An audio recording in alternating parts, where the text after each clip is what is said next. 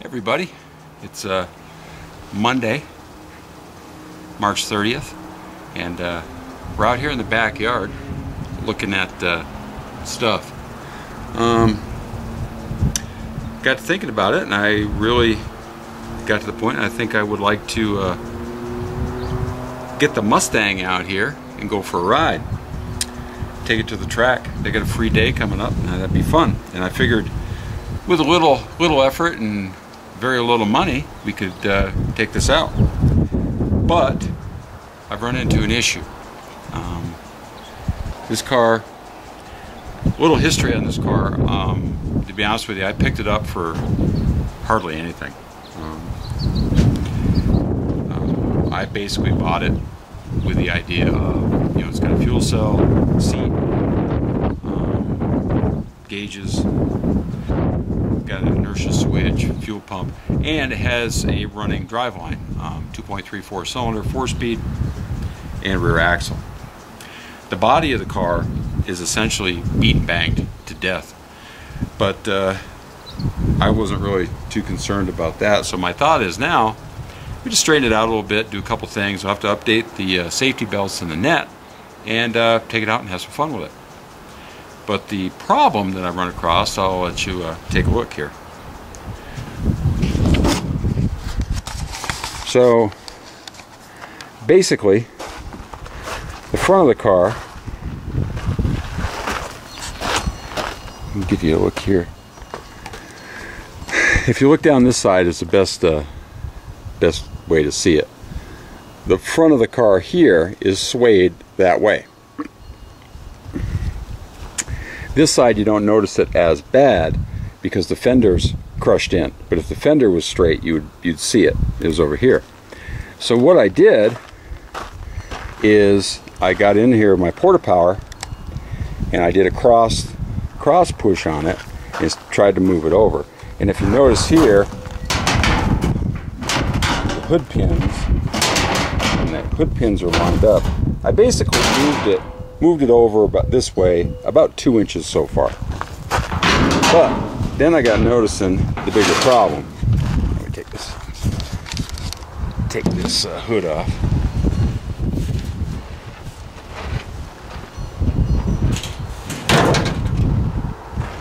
The way that they did, oops, sorry about that. The way they did the front of this, I don't necessarily agree with. They've got two bars coming out from the cage, but then they welded on this whole front section here. But they cut off the fender wells on both sides here and then welded on top of that. See, I think you should actually leave the fender wells in.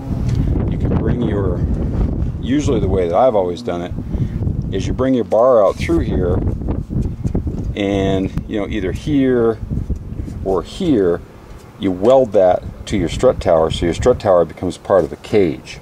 Okay, and then you come out through here and you have a continuous loop that goes around in the front, comes back, and you can down brace it to the factory inner fender. Okay, the way they've done it here is they've just welded these on here, and they're just kind of butt welded right to it. And they did put a brace here, but I don't think that's anywhere near as strong. So originally what I was thinking, and you can see how this is bent over. It's swayed, and you can see the radiator is swayed over, and this side here is swayed over as well. So I got thinking, well, no big deal the way they did it. It actually pushes pretty easy. And I got in across here over there, and I started pushing it back over. And it moves really easy, but then I got looking at it, and it's like, well, one of the things I don't understand, if you look, it may be kind of hard for you to get the perspective, but that corner right there is up, oh, about 3 inches from this corner. So the front end, in addition to being swayed this way, is swayed up as well. It's like, okay, we'll have to bring that back down. But then I got looking at it, and here's the part that's the problem. If you look there and you see where that strut tower is, the top of that strut. Now come over here and look at this one. This one here is 2 to 3 inches higher than that one. And it's like, well, what the heck? So I got looking around in here, and look at right down in here. See the way that that's crinkled and crunched right here? And this whole thing is crunched here, and then you can see it right here. This whole strut tower right here is moved in. It's moved in and, you know, kind of back like this, and it rocked up at the same time. So this car took a pretty significant hit in this corner in the front, and unfortunately I get looking back through there, and it can be fixed. It's not going to be something that I can do myself. I mean, I'm sure it could be pulled. You cut this front off. I may even be able to do it myself. Cut this front end of it off, you know, that they've tacked on. Cut all this off and straighten that down. But put it back together. I'm kind of really suspecting that the way that this is hit and driven back like this, even if you straightened it out, number one, it's going to be weak, and it's going to want to be, you know, bent again unless you put a heck of a lot of bracing in there. And number two, this car is never going to drive right like that. The front of this thing is so far out of square, and like I say, the strut tower is moved, and that's the biggest problem. So I'm not thinking that this particular car is any too valuable right now. I think it's kind of junked out. So with that thought in mind, I got to looking around. I'm gonna say we got a good running 2.3. You know, we got a good radiator. We got all the electrics, you know, for it. But the one thing that we have, and this is what I'm kind of looking at right now, is we have what to me looks to be a very well-built cage. I mean, the damage is all in the front, you know, way in the front. So I think from everything from the firewall here back is perfectly fine. Looks like it was well built. The welds don't look bad at all. You know, it's not too bad. So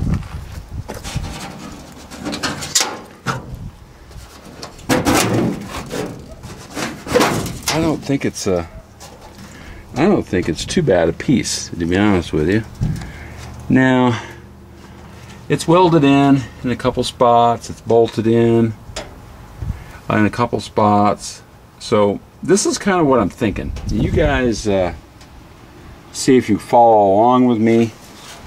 I did some measuring here, and I looked up some other stuff that's new as well. If I measure this thing out, it measures pretty close. It's slightly different than what you would get today in a universal mini stock cage kit. Like I said, they're essentially one size fits all. They're not that specific. The fuel cell, it's like a 12-gallon, which is perfect. Say it's got, you know, we got the pump, we got all that stuff. Back here, it's not too bad back here, but anyways, so not to get off track. So what we have is we have this, which is a 1980 Pinto. Back in the day, when I was young and foolish, and we used to race these things, this car right here ruled the dirt tracks. I mean, we'd show up Saturday night at the racetrack with our Pinto, and there would be 30 to 40 others. It was a huge class, a lot of fun, and these little cars right here really, they had no competition. The guys would come out with the Vegas and, you know, all the other little cars like that. I can't remember what the little Chrysler one was. These things would run circles around them. They were the cream of the crop, and they're very easy to set up. They're tough. They'll hold a setting. So anyways, so we have this. This is 1980. It's rust free. This car has been sitting for probably, I think, 13 or 14 years since the last time it's been on the road. It does run. It's got a 2.3 in it with a 4-speed transmission. It does run. I had it running last fall. But regardless of that, like I say, it's, other than that one front fender, it's straight. It's not rusty. It is a trunk car. It's not a hatchback. To me, I like that a lot because it's a lot easier to put a fuel cell back here and then just, you know, petition it off, block it off from the driver's compartment and seal this off back here. So it's fairly simple to do. So I like that. So doing some measuring, you can't, back in the day you could actually purchase a cage kit for this car. You can't really do that anymore. The cars are too old now and nobody makes them, but what they do is they make universal mini stock cage kits, and they're essentially making them for that car. You know, the Fox body Mustangs are still very popular in this class. The Pintos, just basically for, you know, age and attrition, you still see them, but not anything like you used to. So we have this one, and what I'm thinking is I did some measuring and it will work, and my thought is to actually, we'll take the roof off that car, we'll cut that cage out of it, and we'll take the main part of the cage and we'll put it in this car. It will fit. From what I've measured up, actually, it should fit just about fine. And it will actually fit just as well if I were to go out and buy a cage kit. But, you know, why spend the $300 for that if we already have that? And that cage, to me, I mean, if you look at the wells and everything, it was put together by somebody that at least looked like they knew what they were doing. It's not too bad at all. So the only thing we would have to do with this one here is we could, you know, purchase, I think they have them already basically done, a front loop kit for this, so we could, you know, cage in the front. It's got the big bumpers, which is good. Front and rear. I don't know. What do you guys think? We could pull the drive line out of that. It will go right into this. I have 3 different Ford 4-speed transmissions in the garage, because to be honest with you, with these, depending on the gear ratio in the back, it's actually easier to swap out the transmission to get it, and you run these things in second gear, and it's easier to change the transmission than it is to change the rear gear in these things for different ratios. So I got, like I say, I've got 3 different transmissions in there. I have no idea what that one is and what that one is. So basically that gives me 5 transmissions. So I think there's 3 different ratios. I'd have to look it up and identify it for second gear. So we can figure all that out and get the right combination in there. Not saying that the Mustang's wrong, I just don't know what it is. And we basically have pretty much everything we need. We got a complete fuel system, got a seat, got gauges, you know, we got a cage. We essentially have everything that we need, and it would just be a matter of, you know, taking everything out of this car. We'll strip this car out and put everything in it. And this car, I mean, it's destiny to do something like this anyways. There is no title for this car. The owner that it was last titled to is deceased, so we won't be getting anything from her. And I picked up this car for hardly anything, just for the body. That's all I wanted it for. So it may be time to put it to use. So anyways, why don't you guys see what you think? I don't think it would take us a real long time to put something together here. Just a matter of changing over. Of course, we'd have to strip this one to a rolling shell, which is all we want. But that's not too big a deal. They're not too complicated a car to gut out. Done it many times. And we'll use this. This car here, the one thing that why I'm even thinking of this is the one track that's about an hour from here in Quincy, California, American Valley Speedway. They don't run the 4-cylinder modifieds. They do run them in Fernley, and they do run them in Fallon as well, but they don't run them at American Valley. But they run regular mini stocks everywhere, and the rules are basically all the same. They're hardly any different from one track to another. So this car would be a lot more universal than the little modifieds.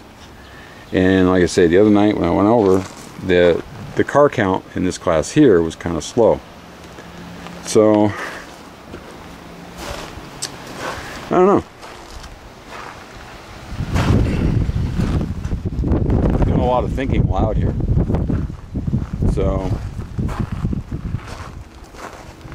basically we take everything out of this that we want, keep some spares, and we'll just scrap the rest of it. I think this one has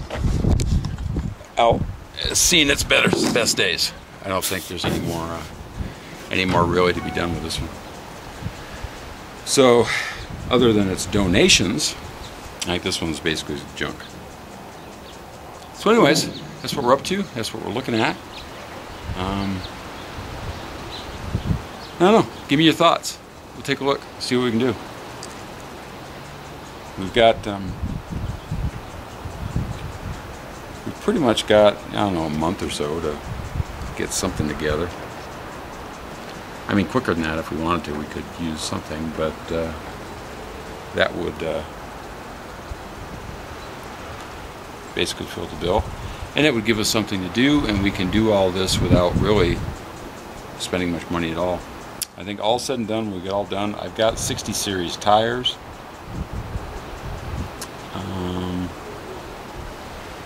I have 60 series tires.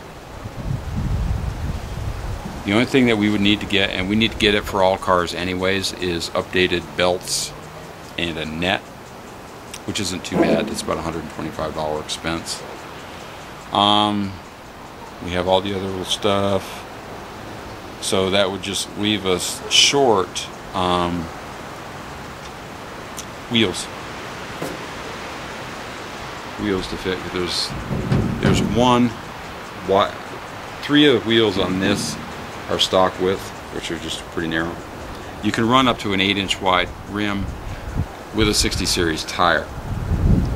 So my thought would be, rather than the 15-inch, I'd rather use, or the 13-inch, I'd rather use 15-inch, with like G60s or something like that on it. And tires is the one thing. Like I say, I've got tires. I just have to get rims, and tires is the one thing that really is what separates the cars at the end of it all. You've got to have the right amount of tire contact, to be competitive. You gotta put whatever power that it is you make to the ground. So I don't think this could be too bad. And like I say, we wouldn't have to spend a lot. There's some labor involved, of course, but I don't know. Mess around with it, see what we could do. It's got my mind thinking right now, anyways. So, anyways, thanks everybody for watching. Listen to me ramble. As always, I appreciate it. Make sure you rate, comment, subscribe if you haven't already. And we'll do something cool here anyways. So, as always, till the next time, take it easy.